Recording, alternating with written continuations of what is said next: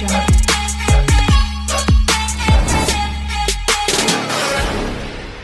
చాలా మందికి రీసెంట్గా కొత్త రేషన్ కార్డులు అనేది రావడం అయితే జరిగింది.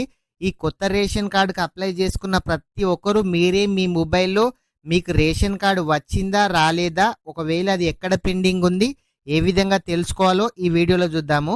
అదేవిధంగా ఇంకా ఎవరైనా సరే కొత్త రేషన్ కార్డుకి అప్లై చేసుకోకుంటే ఏ విధంగా అప్లై చేసుకోవాలి, సపరేట్ రేషన్ కార్డు కోసం ఏ విధంగా అప్లై చేసుకోవాలి, అసలు రేషన్ కార్డు నుంచి పేరు ఏ విధంగా తొలగించుకోవాలి, ఇలాంటి విషయాల గురించి కూడా ఈ వీడియోలో తెలుసుకుందాము. వీడియో ఇంకా ఎవరైనా సరే లైక్ చేయకుంటే వీడియోని అయితే లైక్ చేయండి.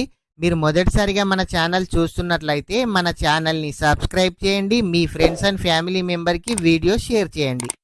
చాలామంది రేషన్ కార్డు కోసం మీ సేవలో అప్లికేషన్ అనేది చేసుకోవడం అయితే జరిగింది. అసలు రేషన్ కార్డు వచ్చిందా రాలేదా చాలామందికి తెలియడం అయితే లేదు. ఎందుకనంటే మొబైల్కి ఎటువంటి మెసేజ్ అనేది రావడం అయితే లేదు. కాబట్టి ప్రతి ఒక్కరూ మీరు అప్లికేషన్ చేసిన నెంబర్ ఉంటుంది కదా, మీ దగ్గర నెంబరు FSC 022 అనే నెంబర్ ఉంటుంది. నేను డిస్క్రిప్షన్లో లింక్ ఇస్తాను. ఆ లింక్ ఓపెన్ చేసి మీరే చెక్ చేసుకోవచ్చు. ఆ లింక్ అయితే ఓపెన్ చేయండి. లింక్ ఓపెన్ చేసిన తర్వాత మీకు డిస్ట్రిక్ట్ అడుగుతుంది. మీ తెలంగాణ రాష్ట్రంలో మీది ఏ డిస్ట్రిక్ట్ అయితే ఆ డిస్ట్రిక్ట్ని అయితే సెలెక్ట్ చేయండి. సెలెక్ట్ చేసిన తర్వాత అక్కడ మీ సేవ అప్లికేషన్ నెంబర్ అని కనిపిస్తుంది కదా, దీనిపైన టిక్ చేయండి. టిక్ చేసిన తర్వాత మీ దగ్గర అప్లికేషన్ నెంబర్ ఉంటుంది కదా, FSC 022, ఈ నెంబర్ని అయితే ఎంటర్ చేయండి.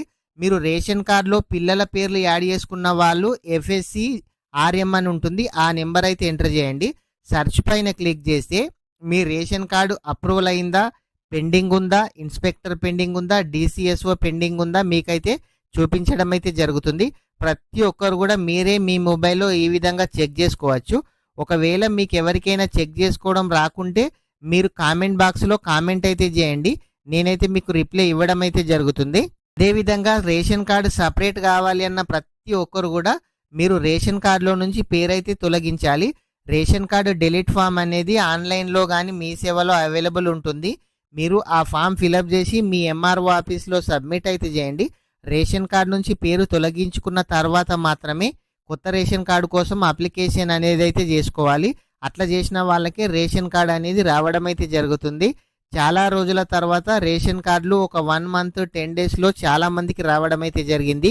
ఈ రేషన్ కార్డు కోసం ఎదురు చూసే వాళ్ళు వెంటనే రేషన్ కార్డు కోసం అయితే అప్లై అయితే చేయండి. ఎందుకనంటే ఈ టైం అయితే ప్రస్తుతానికైతే ఉంది. ఇది నిరంతర ప్రక్రియ అని చెప్తున్నారు, కానీ గవర్నమెంట్ ఎప్పుడు ఆపేస్తుందో తెలియదు. కాబట్టి ఈ ఛాన్స్ ఉన్నది కాబట్టి ప్రతి ఒక్కరు కూడా ఈ కొత్త రేషన్ కార్డు కోసమైనా సరే అప్లై చేసుకోండి. మీ ఫ్యామిలీ మెంబర్స్ని కూడా యాడ్ చేసుకోండి. అదేవిధంగా ఇంకా ఎవరైనా సరే పేరు తొలగించని వారు ఉంటే పేరైతే తొలగించండి. ప్రతి ఒక్కరు కూడా ఏ విధంగా చెక్ చేసుకోవాలో కూడా ఇదివరకే చెప్పడం అయితే జరిగింది. మీకు ఎటువంటి డౌట్ ఉన్నా కామెంట్ అయితే చేయండి. కామెంట్ చేసిన ప్రతి ఒక్కరికి కూడా మన ఛానల్లో రిప్లై ఇవ్వడం అయితే జరుగుతుంది. ఫ్రెండ్స్, ఇంకా ఎవరైనా సరే ఈ వీడియో కనుక లైక్ చేయకుంటే వీడియోని అయితే లైక్ చేయండి.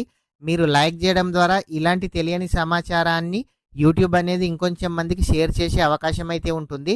మీరు మొదటిసారిగా చూస్తున్నట్లయితే మన ఛానల్ని సబ్స్క్రైబ్ చేయండి. మీ ఫ్రెండ్స్ అండ్ ఫ్యామిలీ మెంబర్కి వీడియో షేర్ చేయండి. Thank you friends.